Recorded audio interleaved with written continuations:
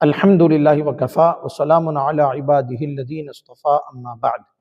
اللہم صلی علی سیدنا و مولانا محمد وعلی آلہ واصحابہ افضل صلواتک وعدد معلوماتک وبارک وسلم صلی اللہ تعالی علیہ وآلہ وسلم۔ ناظرین و سامعین محترم، آئیے وضو کے مسائل میں وضو کی سنتوں کا ذکر کرتے ہیں۔ اب تک وضو کی سنتوں میں آپ نے بسم اللہ الرحمن الرحیم پڑھنا، دونوں ہاتھوں کو پہنچوں تک دھو لینا، مسواک کرنا اور کلی کرنا، ناک میں پانی چڑھانا اور کلی کرنے میں غرغرہ کرنا، ناک میں پانی چڑھانے میں مبالغہ کرنا، اس کا ذکر تفصیل سے آپ نے پارٹ 1 میں سماعت کیا۔ اب اس میں سب سے پہلے نیت کے بارے میں ہم ذکر کرتے ہیں۔ وضو جب شروع کریں گے تو وضو کرنے سے پہلے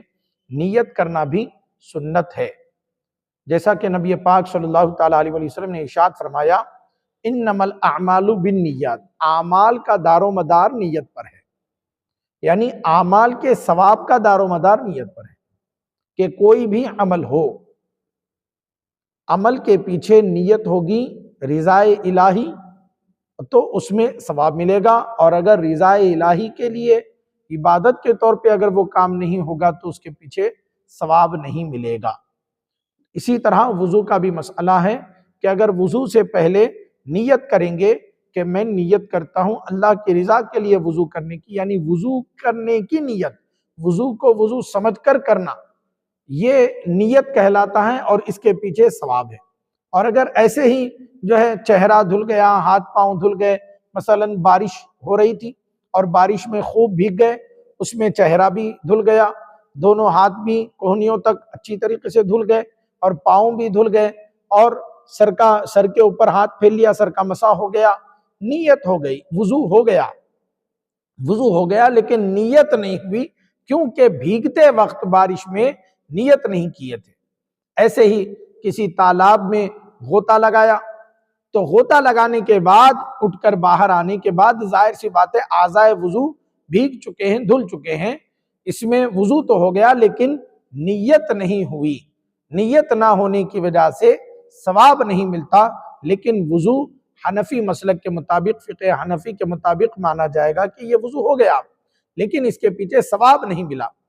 جیسے آپ دیکھیں دیگر نماز کے جو شرائط ہیں، جیسے کپڑے کا پاک ہونا ہے، نماز کی جگہ کا پاک ہونا ہے، تو اس میں کپڑا پاک کرتے وقت نیت نہیں کرتے کہ اس کپڑے میں ہم نماز پڑھیں گے، یہ نیت نہیں کرتے، بس ایسے ہی کپڑا پاک کر لیتے ہیں، دھو لیتے ہیں، صاف کر لیتے ہیں، اب اس صاف کپڑے میں نماز پڑھتے ہیں۔ ایسے ہی فرش دھوتے وقت نیت نہیں کرتے کہ ہم جو زمین دھو رہے ہیں، جو فرش دھو رہے ہیں، اس جگہ پر نماز پڑھنا ہے، نیت نہیں کرتے، بس ایسے ہی فرش دھل جاتی ہے۔ اب بعد میں اس پر جانماز بچھا کر نماز پڑھتے ہیں، چونکہ وہ پاک جگہ ہے، تو پاک جگہ پر جگہ کا پاک ہونا شرط ہے نماز کے لیے، لیکن اگر نیت کریں گے جگہ کے پاک کرتے وقت کہ اس پر نماز پڑھیں گے تو پھر اس کے پیچھے ثواب بھی ملے گا، اگر نیت نہیں کریں گے تو ثواب نہیں ملے گا۔ کپڑا دھلتے وقت نیت کریں گے کہ اس کپڑے میں نماز پڑھیں گے انشاءاللہ تعالی تو برکتیں ملیں گی، اور چونکہ شرائط نماز میں سے ہے پاک ہونا، لہذا میں کپڑے کو پاک کر رہا ہوں، اس نیت سے اگر کپڑے کو پاک کریں گے تو ثواب ملے گا، اگر نیت نہیں کریں گے تو ثواب نہیں ملے گا۔ تو عمل کے ثواب کا دار و مدار نیت پر ہے، ایسے ہی وضو کے ثواب کا دار و مدار نیت پر ہے، لیکن چونکہ وضو کا ایک تعلق بدن سے پاک ہونا بھی ہے، یہ پاکی حاصل ہو جائے گی لیکن ثواب نہیں ملے گا، تو پاکی حاصل ہونے کی صورت میں نماز تو ہو جائے گی اس میں، لیکن وضو کے ثواب سے محرومی ہے اور سنت کے ثواب سے محرومی ہے۔ چنانچہ وضو میں نیت کرنا سنت ہے۔ اس کے بعد پھر اگلا ہے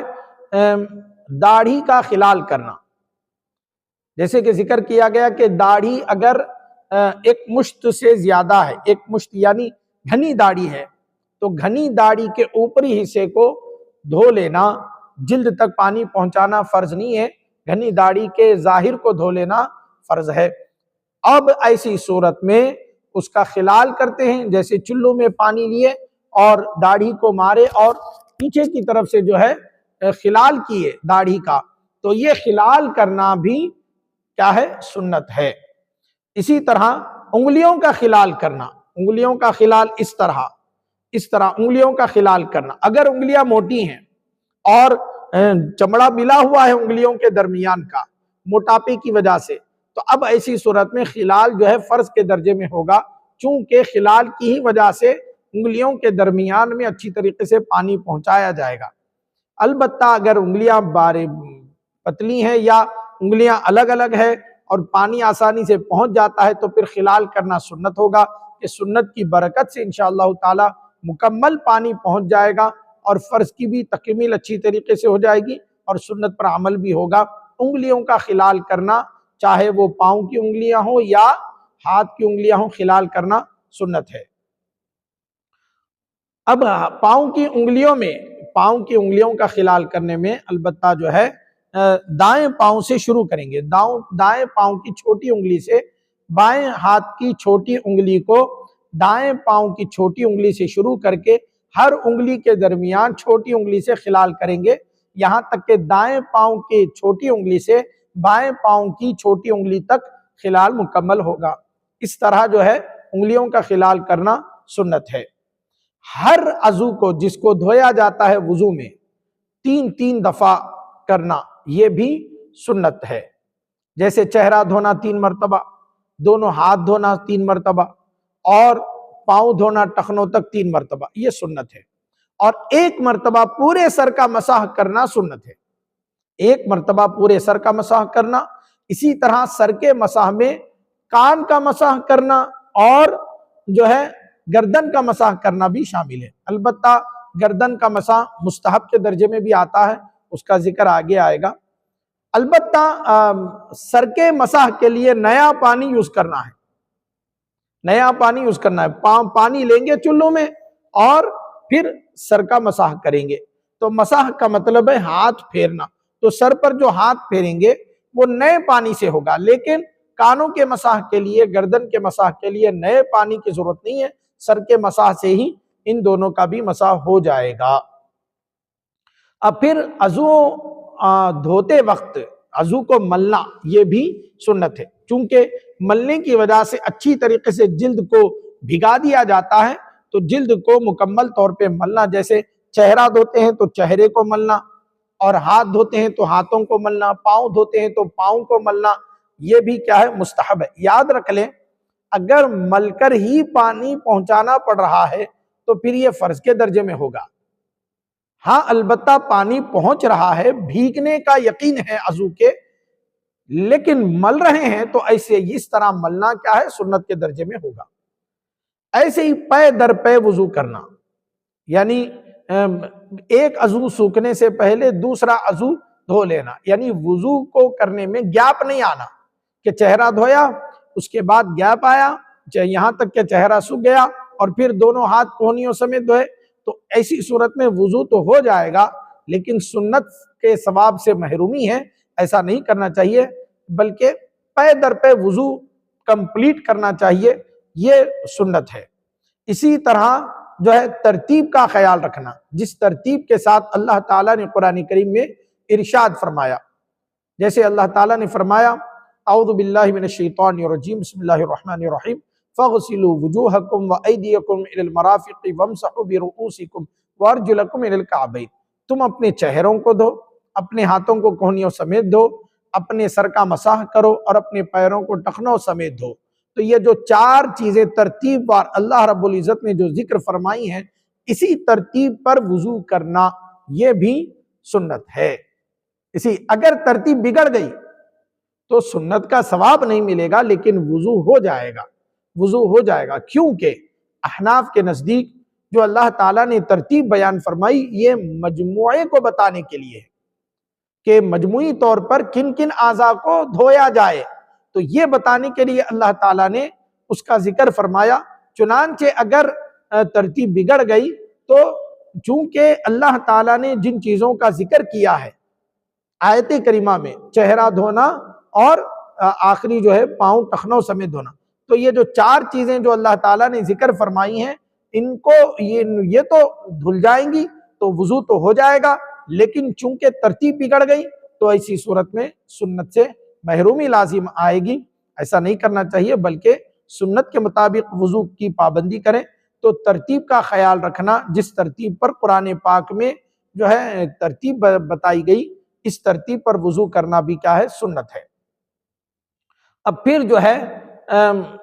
دائیں سے شروع کرنا، دھونے میں دائیں سے شروع کرنا، یہ بھی بعض فقہا کے نزدیک سنت ہے، بعض فقہا کے نزدیک اس کو مستحب کے درجے میں رکھا گیا ہے۔ آگے اس کی تفصیل انشاءاللہ تعالی ذکر کروں گا۔ پھر جو ہے انگلیوں کو دھونے میں سرے سے شروع کرنا، انگلیوں کے دھونے میں جو ہے نا، وضو میں جو ہاتھ دھوتے ہیں اس میں انگلیوں سے شروع کرنا، یہ بھی کیا ہے؟ سنت ہے۔ اسی طرح پاؤں کے اوپری حصہ یعنی